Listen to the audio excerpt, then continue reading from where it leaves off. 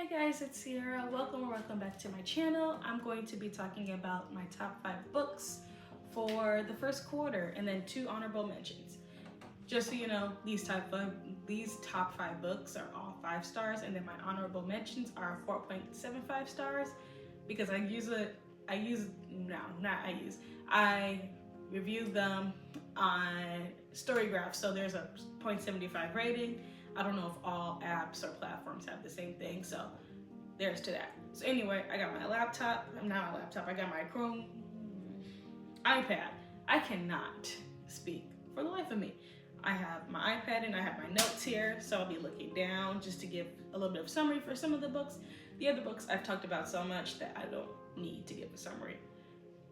Anyway, let's go ahead and get started. The first book on my list is The Black Queen by Jumada Amil, and this story is a mystery book that I listened to on Audible, but I'm gonna go ahead and give like a little spiel about it, so I'm gonna go ahead and look down. Nova Albright is dead, and it's suspected that her killer is none other than Tinsley, a rich white girl who has done anything to get what she wants. This time, homecoming queen. No one is more sure that Tinsley killed Nova than Duchess. With her best friend dead, Duchess is set out to prove Tinsley did it, so she gets close to her. So yeah, the book just really follows Duchess and Tinsley. It's dual POV, so it's between Duchess and Tinsley, and they both have their different reasons for investigating Nova's death, and they uncover obviously some secrets related to Nova, but also the town in general too. I don't want to give anything away, but it was a really good read, definitely 5 stars. The narrators were really good. The only thing I did notice, if you speed it up, like if you do like 1.25 or you do like 1.5, you can hear some breaths, and I don't know if it was like because the narrators were taking, breaths to when it came to like reading the book, or it was like intentional, and it was very weird. It was very much just like they'll talk like this and go, and then some more. I'm just like, what was that? It was kind of weird that way, but 5 out of 5 stars, definitely an amazing read. Next book is Tender Beast by Lizelle Sandberry, and this one, as it reads, after a gruesome death at her private school, Sunny must find the real killer and clear her brother's name. After receiving a vague note from her mother following her death to take care of her younger brother Dom. The relationship has always been strained, but Sunny is set to follow her mother's wishes. So it's a mystery, and I absolutely love this book. 5 stars. This one was, I had the physical copy, right. I read the physical copy, and it was really good. I love the characters. I love Lizelle's world. I watch her on YouTube, so just hearing her talk about her books, I was just like, I gotta actually read them if I'm gonna keep watching her content. Like, duh, make it make sense. And I am so grateful I did, because, oh, it's so good.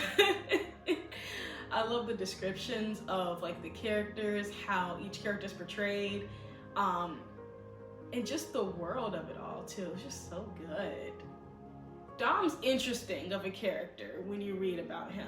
It's the whole story, the whole twist and everything involving her mother is very interesting of how things come to be, and how Dom is pretty much like, he's the last sibling, but he's also the sibling that no one connects with, no one talks to him. So it's odd because you have the older sister, then you have the twins. No, I think it's the older sister, Sunny, and then there's twins, and then there's Dom. So it's just like no one's interacting with the younger sibling at all, and you don't see, it's not portrayed as if like the younger sibling has like any spoiled tendencies. Even the dad doesn't interact with him, so it's very odd and weird, because it's always common for like the younger sibling to get all of the attention, but in this book Dom gets nothing. So it's just like, okay, this is odd. This is really weird, but it's a really good book, I will say that. 5 stars, definitely. Next up is Delicious Monsters, also by Lizelle Sandberry, and this one reads, come on page. Daisy sees dead people, and it has haunted her entire life. Her mother gets a letter in the mail, and they have inherited a house from an old family member, Uncle Peter. At the same time, Brittany is a ghost. Well, not at the same time. A decade later. Sorry, should have phrased that better. 10 years later, Brittany is a ghost show podcaster looking into a case revolved around a dead teen in a haunted house. They called it the Miracle House. Odd. And the author of the Miracle Mansion, Miracle House, is her own mother. So there's some issues there already. And as Brittany is doing her investigations, Daisy's story unravels, leaving them to face monsters in both of their stories. I want it to be very vague because the summary online is very long and very detailed. I was like, we don't nip that in the bud, we'll keep it short. But definitely 5 stars. I listened to it audiobook through the Libby app, and it was so freaking good. I had to renew it because I wasn't sure if I was gonna finish it in time, and I did. So that was fucking fantastic. The narrator was amazing. The storytelling is amazing. The setting is amazing. The characters are beautifully written.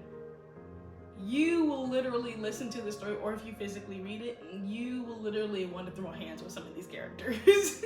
You'll be like, you know what? Yeah. There's a reason why some of these characters are the way that they are. And even some where you don't really understand why they're like that. You just know that they're just pure evil, obviously. But it's a really good book. Highly recommend it. It was like equated to The Haunting of Hill House and Sadie. I don't know what Sadie is. Maybe it's a movie. I've never seen it.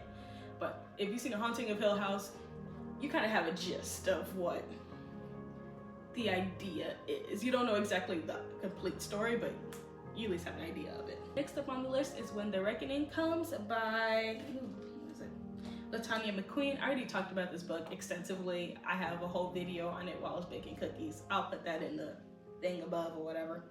And 5-star read, obviously. All these books are 5-star reads. The premise of that one is so freaking good. It's everything I want. I love the Southern Gothic, what's the word? Not redemption. Like a vengeful story, revenge. There we go. A revenge story. I love it. So it's so freaking good. Next up is The Queen's Spade by Sarah Raleigh, another 5-star. So freaking good. I never knew about the princess that was given to the queen, because I'm not like a history buff. I don't keep track of history for shit. Like, I don't know much of anything. I vaguely remember the stuff that I learned in school. It just never stuck. So reading this, I was like, obviously there's some parts of it that is fictional because it's for storytelling. It's historical fiction. Duh, common sense. But still, the fact that this is an actual thing that happened, I'm not surprised because, you know, the history with us Black people, I'm not surprised by anything that I find out or anything that kind of like reminds me of what we've learned in school. But nothing is truly surprising. It's more of just like, great, more. Like even more mess. Like, it's already messy as hell and super dark and just it's just not good. But just like reading the story, I was just like, okay. Oh, Jesus Christ. This is it's just like, why couldn't y'all just leave us the hell alone in the first place? Like, I can't.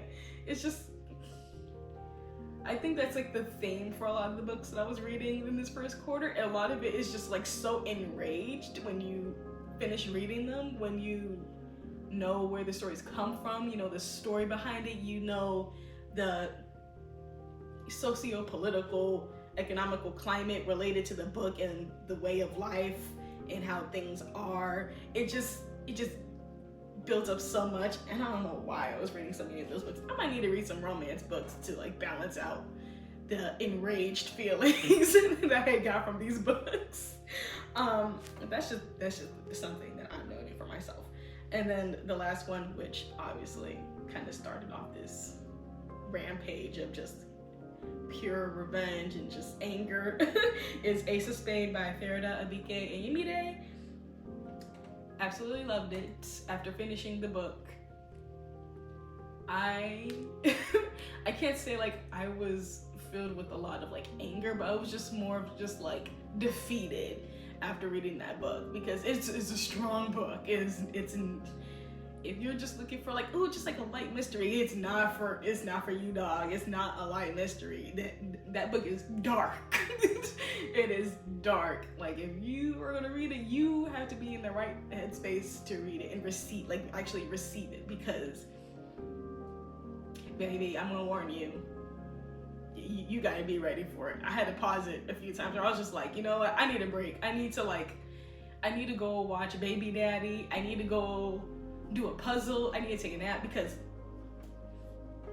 oh my god, that book is strong. It's not for like a quick like mystery thriller read. It's not like I can't even like equate it to like a Lisa Jewell book, but it's not like a Frida McFadden, you know, that's like a quick mystery you can get through. Like, there's some twists, like it's cool, but Ace of Spades, baby, I'm warning you so much right now. You have to be ready to receive this book.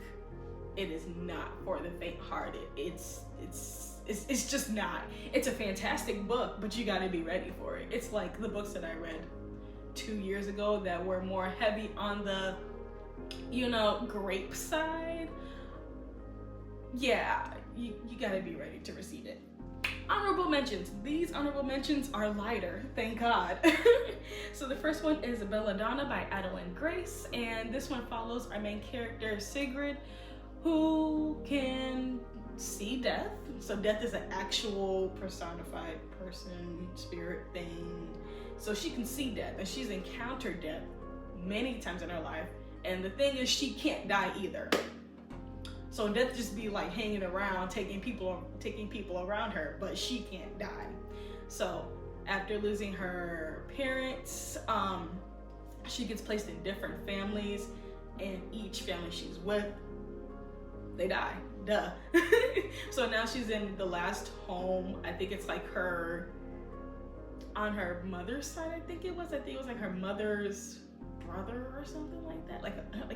Yeah, it's like one of her other uncles, not the uncle that died that she lived with, that used her, that was just sleeping with women and stealing her money. Not that one, a different one. And there in this house, there's a lot of stuff going on in this house. There's a lot of mystery. So her cousin is sick. Essentially her cousin is dying. Their mother passed away, so her aunt died years ago or whatever. And the father and son have a weird, strained relationship type thing going on. But at the same time, it's set in, I don't know, it was like the 1900s, I think. I'm guessing around that time, because there's so much emphasis on like finding Sigrid a husband, and there's, you know, a lot of like etiquette classes trying to make her into like a woman, get her ready to be like a woman and a wife type of thing. At the same time, there's this mystery side going on, so it's kind of like something's going on. So Sigrid is trying to figure out what happened to her aunt, what is happening to her cousin, and just like this big mystery, what's going on with this family, and what really drove to all this mayhem, really. And she kind of like enlists in some help from someone in the society. There we go. I'm like, I don't know why I'm thinking that hard, but like someone in the society, someone within their social circle that she gets help from. And that's a trilogy. So I read the other two books, but they're like 4.5 stars. They're pretty good, I will admit that. Last one is Only for the Week by Natasha Bishop. This was my first Natasha Bishop book, and it was really good. I really like the main characters. Rome is something. I can't say he's like a book boyfriend for me, but he could be like a side piece, you know. My criteria for having like a book boyfriend is a little bit different.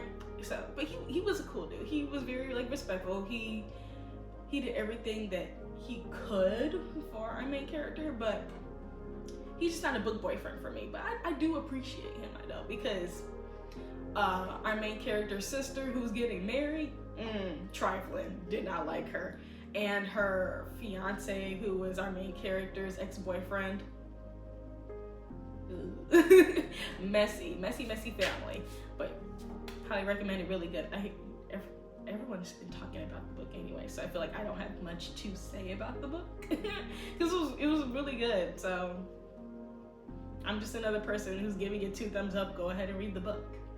So yeah, that's all that I have for this video today. If you like this video, be sure to like it.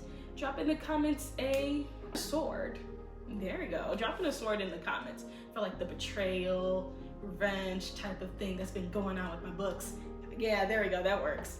So yeah, until next time, stay magical.